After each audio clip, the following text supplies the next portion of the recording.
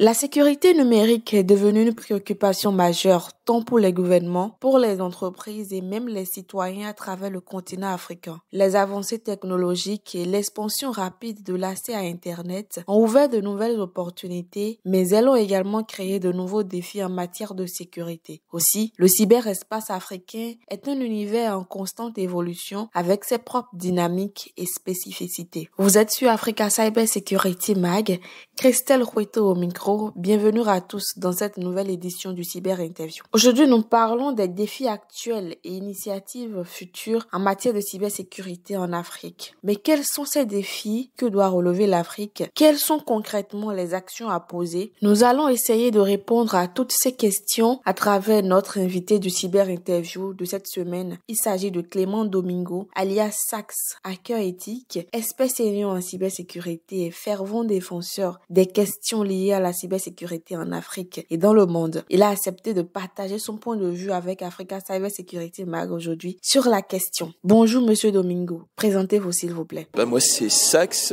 et depuis à peu près maintenant 5 ans spécifiquement je fais de la cybersécurité en Afrique, mais sinon ça fait un peu plus de 15 ans maintenant que je fais de la cybersécurité où j'ai passé le clair de ma carrière en Europe. Alors déjà, qu'est-ce qu'un hacker éthique? Déjà, il faudrait pas dire hacker éthique, mais on est obligé de rajouter le éthique à côté de hacker parce que si on dit juste hacker aujourd'hui encore, il y a beaucoup de gens, d'ailleurs je suis quasi sûr, si on demandait à nos mamans, si on demandait à nos papas, si on demandait à nos frères, à nos sœurs là-dessus, pour toi c'est quoi un hacker? Automatiquement, ce que va répondre cette personne-là, c'est un cybercriminel où il va être là, ça va être le pirate, ça va être là pour voler mes données. Donc on est un peu obligé de rajouter ce éthique-là à côté. Et alors aujourd'hui, si on devait un peu dire, faut aussi dire que c'est parce que il y a les médias depuis les années 80 qui ont toujours parlé des cybercriminels pour parler des pirates, les désigner sous le terme de hacker. Mais sinon aujourd'hui, un hacker, c'est une personne qui va être là pour comprendre les systèmes d'information, pour trouver parfois des failles, des vulnérabilités dans ces systèmes, les corriger avant que des méchants, avant que les cybercriminels ne viennent mettre la main sur ces données-là. Merci à vous, Sax, d'avoir éclairé nos lanternes sur cet aspect. Alors, quels sont les principaux défis de la sécurité numérique en Afrique? On n'aura pas assez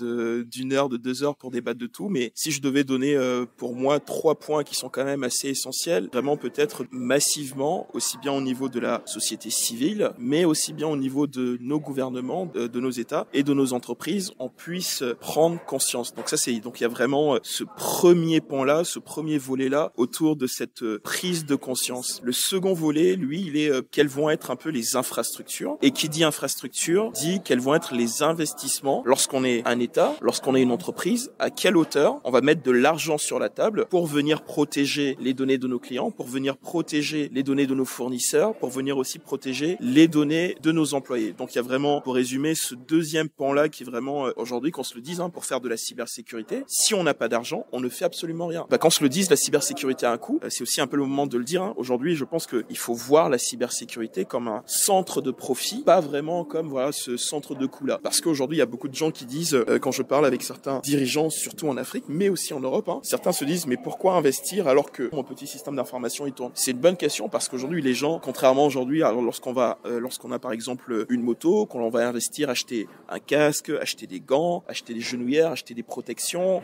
acheter des lunettes, on sait que ça va nous servir. Par contre, la cybersécurité, on ne peut pas vraiment le quantifier, on ne peut pas vraiment le toucher. Et donc, ce qui fait que c'est parfois très compliqué pour les dirigeants, très compliqué aussi pour certaines personnes de se dire, on va investir. Et le troisième volet pour moi, qui est vraiment important, pour moi, c'est vraiment un volet d'ailleurs qui va être un vrai pari sur l'avenir. D'ici 2030, les chiffres parlent par eux-mêmes. 1 jeune sur 2 dans le monde sera africain. Et qui dit 1 jeune sur 2 sera africain, on aura besoin nous-mêmes ici sur le continent, nous-mêmes ici en Afrique, de devoir avoir de la main-d'œuvre. Et cette main-d'œuvre-là, où on va la chercher? Si on ne commence pas dès à présent à former des jeunes, des filles, des garçons, pour que demain ils puissent un peu prendre en main ces différents métiers autour de la cybersécurité, mais de l'intelligence artificielle où les deux commencent à être de plus en plus liés, ça va être de plus en plus compliqué, ça va être terrible de rattraper ce retard-là. Voilà pour moi un peu les 3 principaux défis auxquels on commence et où il va falloir vraiment répondre dans les prochains mois, dans les prochaines années. On a remarqué que vous dédiez un temps assez conséquent pour effectuer des alertes autour des attaques cyber et aussi des fuites de données sur le dark web. Aujourd'hui, dites-nous, est-ce que vos cyberalertes sont prises en compte par les entités concernées? Autant au début,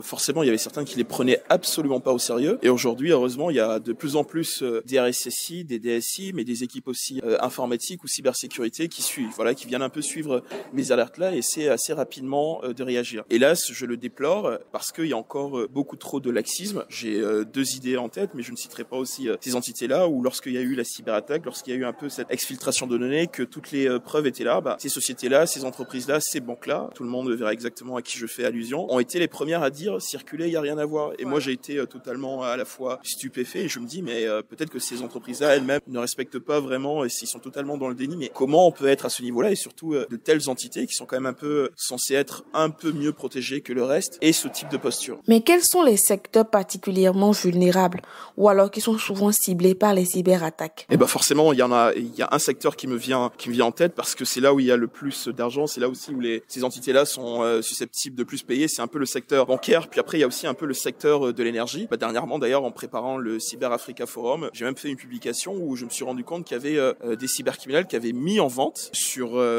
une énorme structure que je ne citerai pas, donc des accès sur pas plus de 100 serveurs, et donc cette entreprise-là travaille dans les énergies, dans le pétrole, dans le gaz. Eh bien, dites-nous, Sax, quel rôle les organisations régionales africaines jouent autour de la veille du cyberespace africain? Y a-t-il des actions ou des initiatives de collaboration dans ce sens? Eh bien, il y a deux choses là-dessus. La première que j'aimerais dire, c'est que moi, je reste toujours aussi surpris, un peu déçu, de ne pas voir, lorsqu'on connaît un peu, par exemple, ce qu'on appelle les fameux CVE, les fameux Common Vulnerability Exposure, ou les vulnérabilités connues dans des logiciels là-dessus, la plupart du temps, quand il va y avoir des alertes, elles vont être émises par des entités comme l'ANSSI en France, ou encore comme le CERT de la Nouvelle-Zélande, en tout cas pas mal d'autres entités étatiques, organisationnelles, qui vont vraiment les faire. Où sont un peu les différents CERT en Afrique, où sont un peu ces différentes organes, structures qui font vraiment cette veille-là et peuvent informer localement, régionalement les personnes. Donc ça, moi, ça me surprend toujours autant. Après, sur le côté toujours étatique, organisationnel, voire même collaboration, à mon sens, elle peine encore beaucoup à se mettre en place. Je discutais avec une personne qui est tellement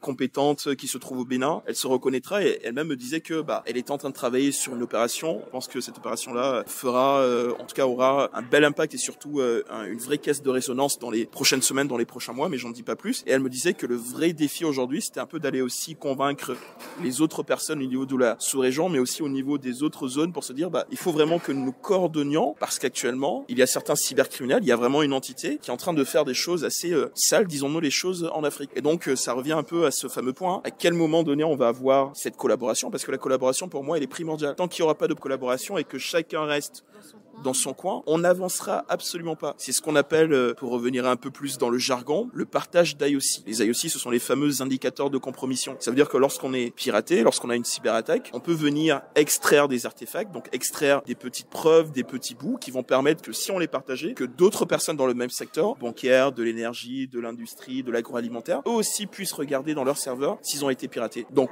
encore aujourd'hui, cette collaboration pour moi est encore quasi faible, si ce n'est inexistante. Sax, pensez-vous que l'Afrique pourra renforcer sa résilience face aux cybermenaces? Quelles sont les préconisations à mettre en œuvre? Je le pense, et heureusement que je reste quand même aussi totalement objectif un peu sur notre capacité de résilience, mais cette capacité de résilience, il faut la penser, il faut la mettre en œuvre, il faut la mettre en action, et ça se passe dès maintenant. Ce n'est pas dans 2 ans, ce n'est pas dans 3 ans, ce n'est pas à la fin de cette décennie, d'ici 2030, qu'il va falloir se dire on fait quoi, parce qu'il sera beaucoup trop tard. Et aujourd'hui, pour un peu le mot de la fin, il y a un dernier aspect qui lui est non négligeable, c'est l'apport de l'intelligence artificielle. Qu'on le veuille ou pas, l'intelligence artificielle est en train vraiment de révolutionner littéralement notre manière même de faire de la cybersécurité, aussi bien pour attaquer que pour défendre. Et si on ne met pas ces deux-là parallèles, en perspective, notre retard va encore être beaucoup plus gros.